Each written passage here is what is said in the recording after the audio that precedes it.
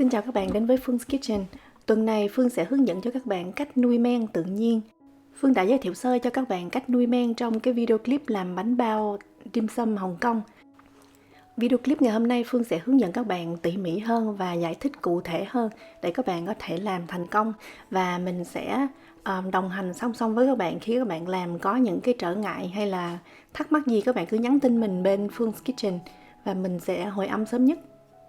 Trên màn ảnh các bạn đang xem là những con men mà Phương đã nuôi nó được chắc là 6 tháng tuổi rồi. Đây là nhiều loại men mình thử nghiệm với nhiều loại bột.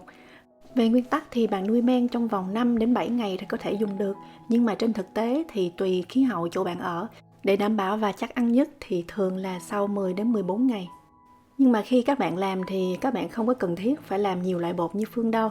Tại vì mình chỉ cần một loại men để mình từ đó mình cấy ra và làm được rất là nhiều loại như là bánh mì, bánh bao, bánh tiêu. Nhiều bạn nói nuôi men cực quá, nhưng mà thật ra là nếu các bạn xem cái việc nuôi men giống như là mình nuôi thú cưng trong nhà. Chỉ một tuần đầu mình sẽ cho nó ăn mỗi ngày, sau đó thì mình cho nó vào tủ lạnh và một tuần mình cho một lần. Cũng như là việc bạn trồng trọt cũng phải tưới cây mỗi ngày, phân bón, hoặc bạn nuôi chó, nuôi mèo cũng phải cho nó ăn và dắt nó đi dạo này nọ. Cho nên là cái việc nuôi men thực ra là rất là nhàn. Trước tiên Phương giải thích cho các bạn nghe về men công nghiệp. Men công nghiệp là cái loại men mà các bạn thường hay dùng để làm bánh mì này nọ đó. Nó có dưới những cái dạng như là men tươi, men khô, men instant. Là những loại men thông dụng nhất mà ở trên thị trường đang thịnh hành. Được sản xuất đại trà trong nhà máy. Còn men tự nhiên, đây là phương pháp mà mình sẽ cấy men từ cách mà mình pha nước với bột. Đây là cái cách lên men lâu đời nhất, nguồn gốc từ Ai Cập cổ đại có khoảng 1.500 năm trước công nguyên. Trong quá trình ủ thì mình sẽ tạo ra một cái môi trường thuận lợi cho những con men nó phát triển, là những cái vi sinh vật có lợi cho sức khỏe. Ăn bánh dùng men tự nhiên thì nó cũng giống như là những lợi ích từ những cái việc mà bạn ăn sữa chua, ăn kim chi. Men tự nhiên luôn cần thời gian nhiều hơn nhằm tạo ra kết cấu bánh và hương vị ngon hơn. Bánh được bảo quản tươi và lâu hơn. Men tự nhiên chứa nhiều những vi khuẩn có lợi cho đường ruột, dễ tiêu hóa. Chất đường có trong tinh bột thì nó sẽ hấp thụ vào máu chậm hơn, cho nên là đường huyết trong máu được kiểm soát hơn. Rồi tất nhiên thì men tự nhiên cũng có những cái khuyết điểm. Phải kể đến trước tiên là mình phải đầu tư thời gian nhiều hơn trong việc nuôi men cũng như là trong các công đoạn ủ bột sau này. Nếu không cẩn thận các bạn cũng có thể nuôi nhầm những cái vi khuẩn có hại. Khuyết điểm cuối cùng thì Phương thấy là dành cho các bạn mới tập tành làm bánh thì hơi khó khăn cho các bạn. Vì bánh dùng men tự nhiên thành công hay không còn phụ thuộc rất là nhiều vào kỹ năng làm bánh của bạn nữa, cho nên là cũng đòi hỏi bạn có chút xíu kinh nghiệm làm bánh nha. Để không bỏ lỡ tất cả những công thức mà Phương sẽ chia sẻ, ngoài đăng ký kênh các bạn nhớ phải bấm vào cái chuông ở bên cạnh thì YouTube nó mới gửi thông báo khi mà Phương có video clip mới. Tại vì mới hôm qua có bạn hỏi Phương là tại sao lâu quá không ra video clip. Thật ra là Phương vẫn hàng tuần ra 1 đến 2 video clip. Nhưng những bạn nào mà có bấm cái chuông kế bên thì mới nhận được thông báo. Men tự nhiên thì có hai loại, loại lỏng và loại đặc. Lỏng tức là cái lượng nước trên bột sẽ là 100%, như là trong cái hình ảnh các bạn nhìn thấy. Đây là cái phân lượng nước bột mà nhiều bạn yêu thích, tại vì nó rất là dễ trộn hơn. Theo một dạng men đặc, người trong ngành thì người ta gọi là men biga. Men biga chỉ có lượng nước trên bột là 50 đến 60%, thì nó sẽ là một khối bột khô hơn. Tùy theo công thức và loại bánh mà mình cần một cái loại men đặc hay là men lỏng.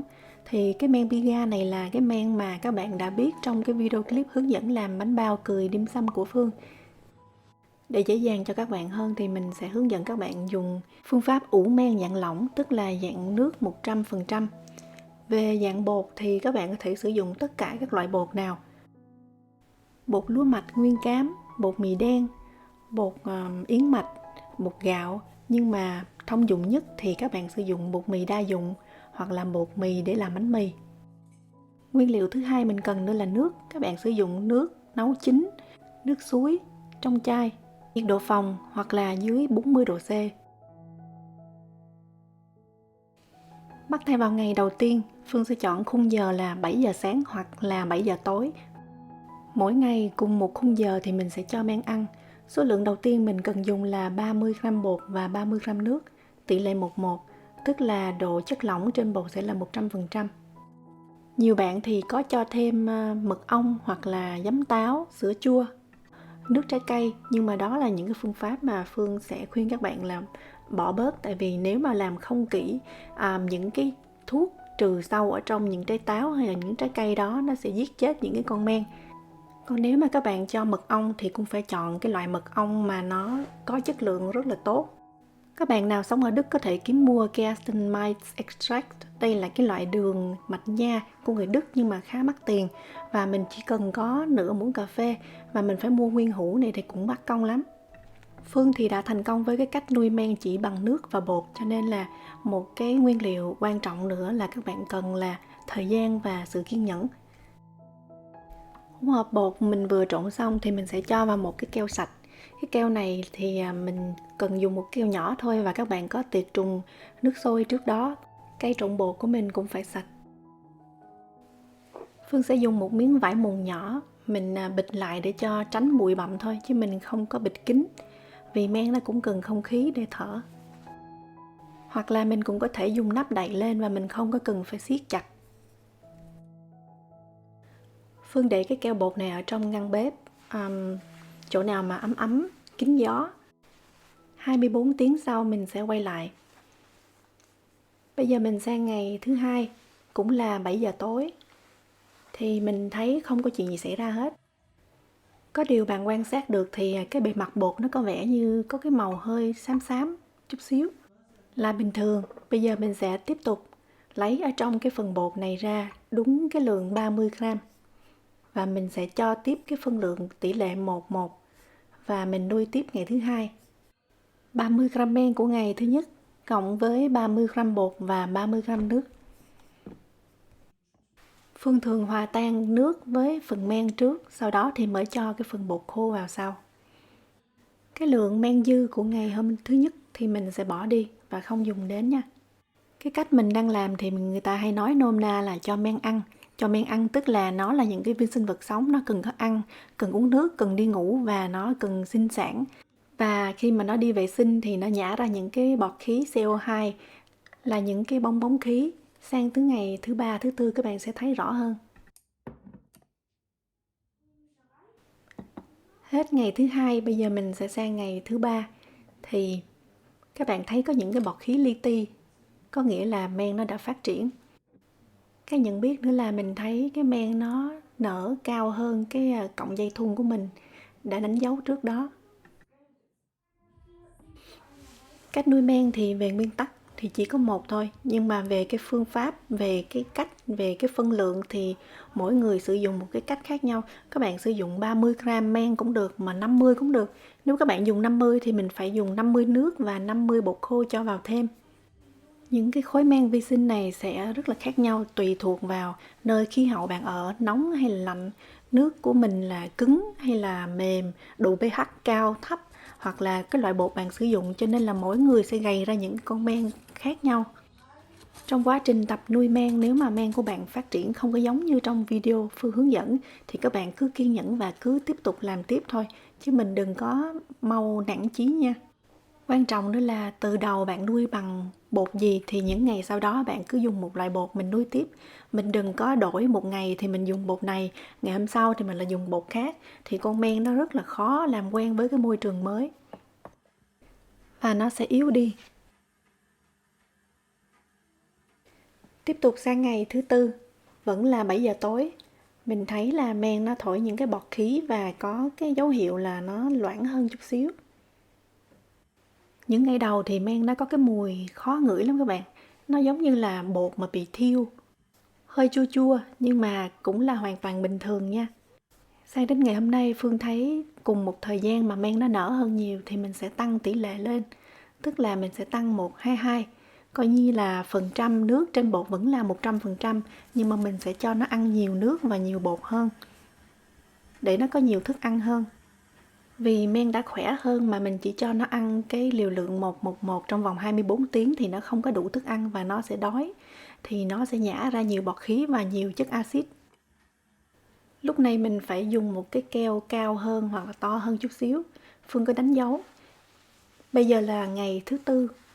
Lúc này là chưa có phải là trời tối mà mới buổi sáng nó đã nở gấp đôi. tức là sau 12 tiếng. Bây giờ mình sẽ đổi lại tỷ lệ là 1-2-2, 2 lần trong ngày, 7 giờ sáng và 7 giờ tối. Do là mình sẽ nuôi tỷ lệ nhiều hơn 1-2-2, cho nên là mình sẽ giảm cái lượng men con lại. Mình sẽ lấy là 20 gram, mình không có lấy 30 gram nữa. Tại vì 1-2-2 tức là bây giờ mình lại cho 40 gram nước và 40 gram bột. Cái lượng men dư này mình sẽ bỏ đi. Trong quá trình nuôi men thì mình phải chấp nhận cái việc là mình sẽ lãng phí bột chút xíu, coi như là mình sẽ bỏ cái phần bột thừa đi.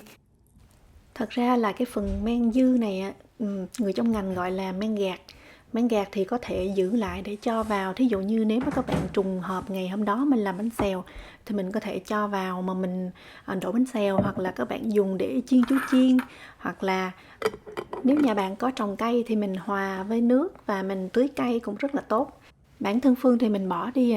Bên Phương thì bột rất là rẻ, 1 kg bột có 1 đồng mấy thôi. Bây giờ là buổi tối ngày thứ Tư. Tiếp tục cho ăn tỷ lệ 1-2-2 sau 12 tiếng.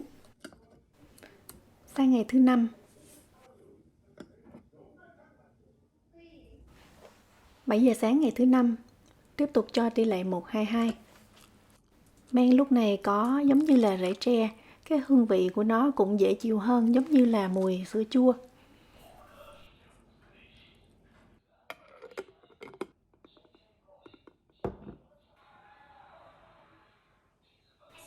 Đáng lẽ là mình sẽ cho nó ăn tiếp vào 7 giờ tối, nhưng mà mới có 3 giờ chiều mà nó đã nở gấp đôi. Thì đây là dấu hiệu chứng tỏ là nó cần được ăn.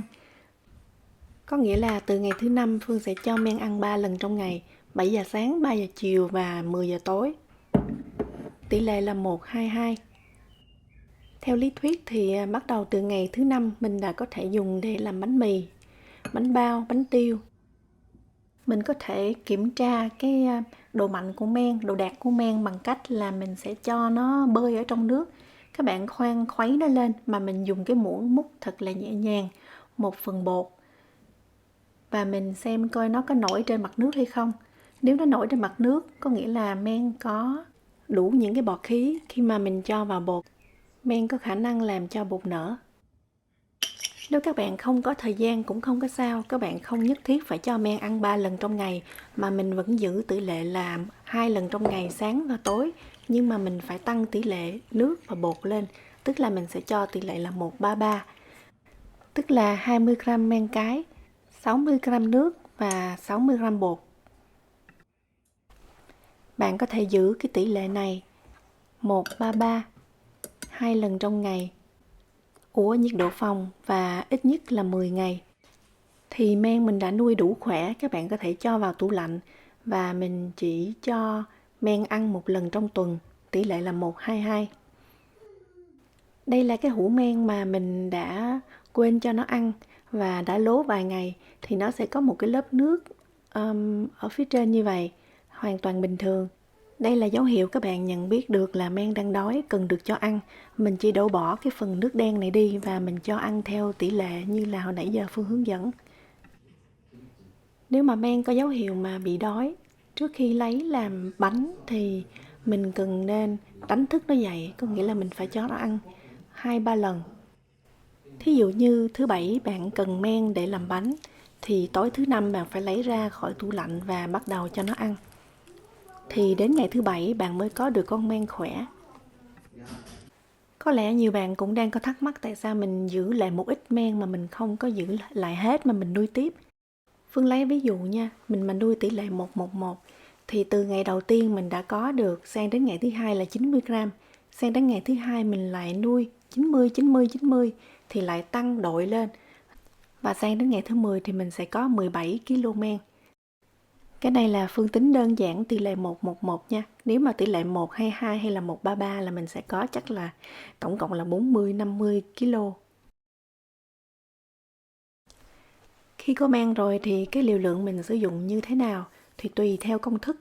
Nếu mà công thức kêu các bạn là mình cần có 100 gram men con, tiếng chuyên ngành gọi là levain.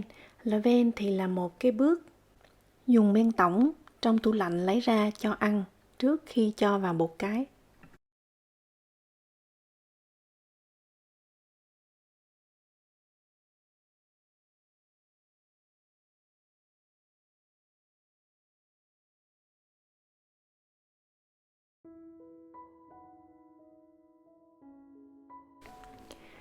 Cái cách cho men ăn mỗi tuần thì nó là như vậy, các bạn lấy trong tủ lạnh ra.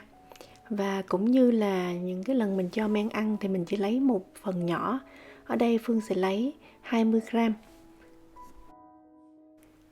Cho 40 gram nước và 40 gram bột. Tức là tỷ lệ 1:22. Phương sẽ có tổng cộng là 100 gram và mình sẽ cho trở vô tủ lạnh. Thì tùy ý các bạn giữ cái lượng men tổng này nhiều hay ít. Mình cũng có thể dùng 50. Nếu các bạn dùng 50 thì phải là 100 nước và 100 bột. Nuôi men càng nhiều thì cái lượng bột mình bỏ đi, cái lượng men gạt mình bỏ đi thì sẽ là càng nhiều. Sau khi cho men ăn thì lúc này những con men nó còn đang lạnh, nó còn đang ngủ, nó chưa biết là đang có thức ăn. Phương thường để thêm ở nhiệt độ phòng tầm 1 tiếng thì mình mới cho trở vô tủ lạnh.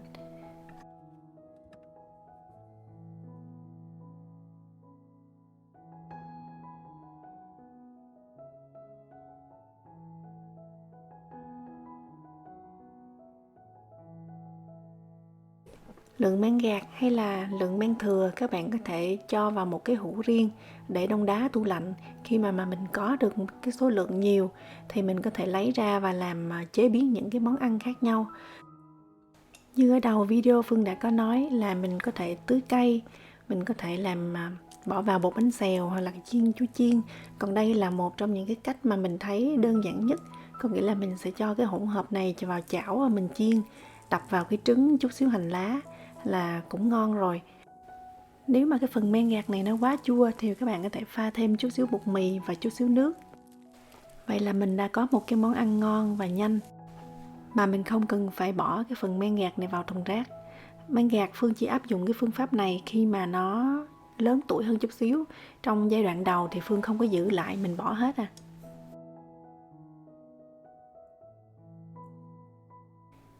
Còn cái phần keo lọ đựng men thì mình chỉ rửa bằng nước hoặc là bằng nước sôi cho sạch, chứ các bạn đừng có dùng xà bông nha.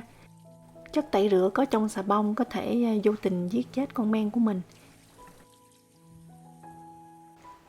Video đến đây đã khá dài. Phương biết đề tài này rất là khó cho các bạn hiểu. Phương đã cố gắng hết sức để giải thích, nhưng mà mình cũng rất là khó gói trọn những cái kiến thức mà nó vô tận vô một cái video clip dài chỉ có 10 mấy phút. Cho nên là các bạn cứ việc làm những cái bước đến cái phút thứ 13 trong cái video clip này. Sau đó mình sẽ làm các bước tiếp theo. Các bạn hãy subscribe, đăng ký kênh của mình và mình sẽ cho tiếp theo ra những cái công thức bánh bao, bánh mì và bánh tiêu khi mà các bạn đã có nuôi men thành công. Phương cảm ơn các bạn đã theo dõi và hẹn gặp lại các bạn trong những video clip vào tuần sau.